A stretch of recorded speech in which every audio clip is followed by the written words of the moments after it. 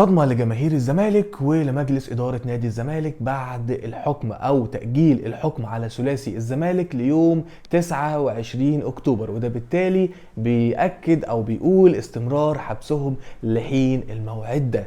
نادي الزمالك عنده مباراة مهمة، نهائي كاس السوبر قدام نادي الأهلي بكرة إن شاء الله. اجواء اكيد طبعا مش كرويه، اجواء اكيد مش مثاليه. استمرار حبس الثلاثي شيء اكيد مش كويس، شيء اكيد ما يشرفش، وصوره ما كناش نتمنى ان هي تظهر وانها تطلع. رايحين نعمل كرنفال رياضي، بلد بتفتح لنا دراعاتها اننا نعمل الكرنفال بتاعنا ونعمل البطوله بتاعتنا على اعلى مستوى واعلى ملاعب واعلى نقل واعلى كل حاجه. فجأة تحصل حاجة زي دي، انا بصنفها انها كارثة ومصيبة، ويعني غياب الوعي وغياب ان ازاي انت تقدر تسيطر على افراد البعثة بتاعتك والناس اللي طالعه معاك، وازاي يتعاملوا وازاي يعرفوا حدودهم وازاي يعرفوا كل حاجة. هل اللي حصل ده فيه يعني في اي اساءة بالنسبه للاعبي نادي الزمالك، او بالنسبه هنا بقى ما بنش بنتكلم على لاعبي نادي الزمالك، احنا بنتكلم عن افراد مصريين، هل فيهم اي اساءه؟ ما اعتقدش. ليه؟ لان واضح جدا في كل الفيديوهات اللي شفناها ان اللعيبه فعلا عملوا فعل مشين، فعل مش كويس. انت لاعب كوره، انت رايح تلعب كوره، رايح تعمل حاجه حلوه بتفرح الناس وبتبسط الناس، ايه لازمتها انك تعتدي على حد او تتخطى حدودك على حد؟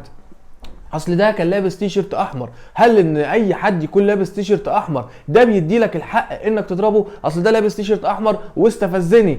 زي ما بنقول دايما، انا بقولها دايما، ان اي لاعب كوره لازم ولا بد ان هو يتحمل جميع تصرفات الجمهور، لان انت بتخاطب الافات بل ملايين من الجمهور، بل مليارات من الجمهور، مليارات من اللي بيتفرجوا على اللعبه. فبالتالي انت تصرف وحيد ممكن يحرك قدامك كام تصرف وكام فعل ممكن يحصل على تصرف وحيد منك. فلازم انت يكون عندك كنترول على تصرفك مهما كان الجمهور ده او اي حد من الجمهور استفزك او عمل فيك اي حاجه. ما بقولكش اسكت، بس خد حقك بالقانون. ما هو انت لما تسكت وتروح تقدم بلاغ مثلا ضد كذا هيجي لك حقك. لكن انت الناس بره بيتعاملوا ان مش موجود في الملعب غير اللي تصريح. سيبك بقى من الشغل اللي عندنا هنا في مصر، ان بنشوف اي حد بينزل ارض الملعب بعد المباراه. انت راجل، انت جاي تنزل الملعب بعد المباراه، ممنوع بالنسبه له، هو بيأدي شغله بيأدي عمله، هل تدي لك الفرصه انك انت تشتبك معاه ويجي زميلك اللي في الملعب هو كمان داخل كأنها خناقه شوارع والكل بيجامل؟ ده لا يصح ولا يصح اطلاقا. احنا هنا بنتكلم عن ان الازمه لابد انها تنتهي، ولكن لاعبي نادي الزمالك مخطئين بالفعل، مخطئين، لابد من اعتذار، لابد من تهدئه الموضوع.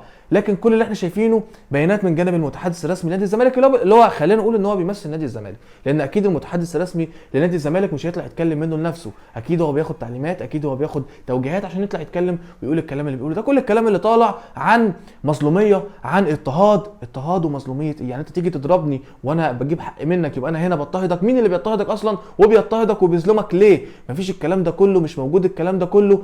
بدل ما تطلع تعتذر عن الفعل اللي حصل، انت طالع بتتكلم عن شكرا لو اللاعب بعد الموضوع بينزل لك صوره فيها مش عارف ايه، شكرا على حسن الضيافه. يعني انت مخطئ ومش عاجبك انك انت بتتعاقب على خطأك. فيعني الحقيقه انا ما كنتش حابب اتكلم في الموضوع ده، بس الموضوع فعلا مستفز. يمكن هم بيقولوا ان اللي كان لابس تيشيرت احمر استفزهم، لا ده هم اللي بيعملوه الحقيقه استفزني اكتر. وانا هنا مش بتكلم على انهم لعيبه نادي الزمالك، لا اطلاقا اطلاقا. في ناس بتطلع تقارن ما بين واقعة حسين الشحات والشيبي بنفس الواقعة دي. واقعة حسين الشحات والشيبي هي بين اتنين لعيبة على ارض الملعب، هي بين اتنين لعيبة بيلعبوا في ارض الملعب، اللعيبة بيحصل ما بينها وبين بعض مناوشات للصبح، وكلنا وانا واحد من الناس طلعت واتكلمت ان قد ايه حسين الشحات غلطان وقد ايه يستحق جميع العقوبات اللي ممكن تنزل عليه بالقانون. ما قلتش تلت التلاتة كام، بس ان انت تقارن دي بدي وتقول لي اصل في ناس وقتها كانت بتقول لك الشيبي ما كانش ليه ان هو يروح للمحكمه العامه زي دلوقتي بيروح للمحكمه العامه. هو ده متخانق مع لاعب في ارض الملعب؟ ده متخانق مع فرد امن، ده متخانق مع ناس من المنظمين، متخانق مع ناس من اللي بيساعدوك على الكرنفال بتاعك. فالواقعه دي غير دي تماما، دي ليها ابعادها ودي ليها ابعادها، دي ليها قصتها ودي ليها قصتها تماما، والاثنين ليهم قصتهم عن بعض. نتمنى واتمنى ان الازمه تتحل، لان مش طبيعي جدا ان يكون شكلنا كده، مش منطقي ابدا ابدا ابدا. دي كارثه ان يكون شكلنا كده، وان يكون الناس اللي رايحه تمثلنا تعمل الفعل ده. ده مش احنا ولا دول المصريين ولا دي مصر، لا ابدا، احنا اكبر من كده بكتير واحنا افضل من كده بكتير. فالتصرف ده الحقيقه غريب، ولابد من اعتذار ولابد من تهدئه الوضع. واحنا بنلعب كوره، ودي كوره احنا بنتفرج عليها، يمكن انا ما شفتهاش على مدار سنين وانا بتفرج على كرة القدم ما شفتش حاجات زي دي. فاتمنى الموضوع يخلص وينتهي.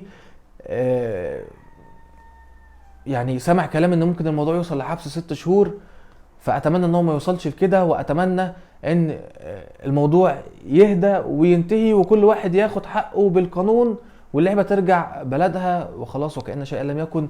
ولو احنا مش هنعرف نعمل كنترول لنفسنا ونشتغل صح ونعمل حاجه صح، ما نطلعش نعمل بطولات بره، ما ننظمش بطولات بره. لو احنا مش واثقين في اللعيبه بتاعتنا انهم يكون عندهم كنترول على نفسهم ويعملوا كنترول على نفسهم، ما نطلعش نعمل بطولات بره. وانا هنا مش بتكلم على لعيبه الزمالك، انا بتكلم على لاعبي جميع الدوري المصري او جميع الفرق المصريه. اي حد او اي لاعب في اي لعبه ايا كانت، فرديه جماعيه، ما كانتش هتعمل كنترول على نفسك وما كنتش تطلع تشرف مصر. انت هنا مش بتمثل نفسك ولا بتمثل فرقتك، انت طالع تمثل اسم مصر. ما كنتش تقدر تعمل كنترول على نفسك وتسيطر على نفسك بالشكل الكويس اللي يمثل فعلا اسم مصر الكبير جدا، بلاش تطلع وبلاش تشارك، لان انت هنا هتتاذي جامد جامد جامد، ومش هتترحم، لان انت مش بتمثل نفسك ولا دي زي ما قلت انت بتمثل اسم جمهورية مصر العربية الكبير جدا جدا جدا.